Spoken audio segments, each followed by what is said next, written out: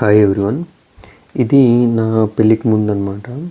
బాగా నేను హర్షగడు బాగా ఎంజాయ్ చేసేవాళ్ళం. వీకెండ్ రాగానే అవుట్ ఆఫ్ బెంగళూరు వెళ్ళిపోయేవాళ్ళము.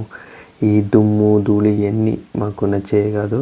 ప్రశాంతంగా అలాగా ట్రెక్కింగ్ అని అలాగే ఎక్కువ తిరిగేవాళ్ళము. ఎక్కువ అవుట్ ఆఫ్ బెంగళూరు వెళ్ళేవాళ్ళము. మాకు పబ్స్ ఇట్లాంటివి నచ్చవు. సో ఇలా హ్యాపీగా జాలీగా అది కూడా స్కూటీలోనే ఎక్కువ వెళ్ళేవాళ్ళము. బాగుండేది. నేచర్ని బాగా ఎంజాయ్ చేసేవాళ్ళము. నేను ఇక్కడ ఒక విషయం చెప్పాలనుకుంటున్నాను. ఇప్పుడున్న ఈ జనరేషన్కి ఈ మట్టిని ఎలా రెస్పెక్ట్ ఇవ్వాలో తెలియట్లేదు. మనము ఈ భూమిని ఎలా కాపాడాలో అసలు ఎవ్వరూ లెక్క చేయట్లేదు.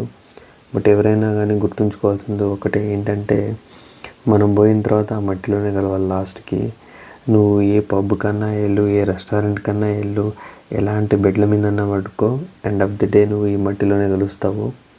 ఫోర్స్ఫుల్గా నీ మట్టిలోనే పూర్తి చేస్తారు. అది గుర్తుంచుకో. నువ్వు వెళ్ళాల్సిన నీ ఇల్లు ఇది. నువ్వు జాగ్రత్తగా కాపాడుకోకపోతే రేపు నువ్వే షేమ్గా ఫీల్ అవుతావు ఆ మట్టిలో కలవడానికి.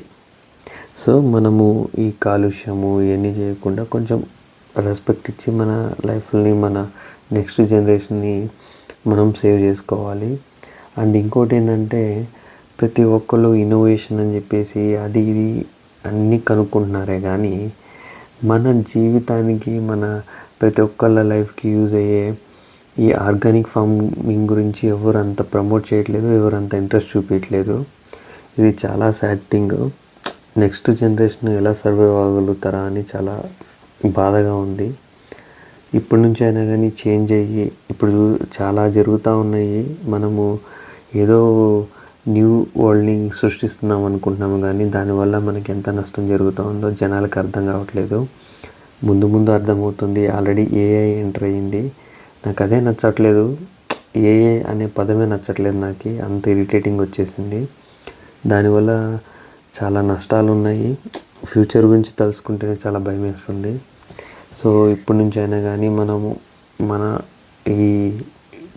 ఈ నేచర్ మీద కొంచెం కాన్సన్ట్రేట్ చేసి కొంచెం కాపాడుకోగలిగితే నెక్స్ట్ జనరేషన్కి మనం ఏదో కొంచెం సంపాదించి ఇచ్చిన వాళ్ళం అవుతాము.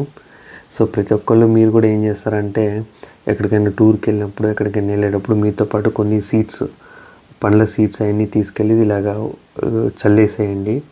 నీ ఫారెస్ట్కి ఇలా వెళ్ళినప్పుడు, అవుటింగ్కి వెళ్ళినప్పుడల్లా నేను కొన్ని సీడ్స్ తీసుకునేవాడిని, ఫ్రూట్ సీడ్స్. అవి తీసుకొని ఇలాగ స్కూటీలో వెళ్ళేటప్పుడల్లా అక్కడక్కడ చల్లుకుంటూ వెళ్ళిపోయేవాడిని. అట్లీస్ట్ మనం కాకపోయినా కానీ అడవుల్లో ఉన్న ఈ కోతులు ఇట్లాంటి పక్షులు అవన్నీ తిని బతుకుతాయి కదా.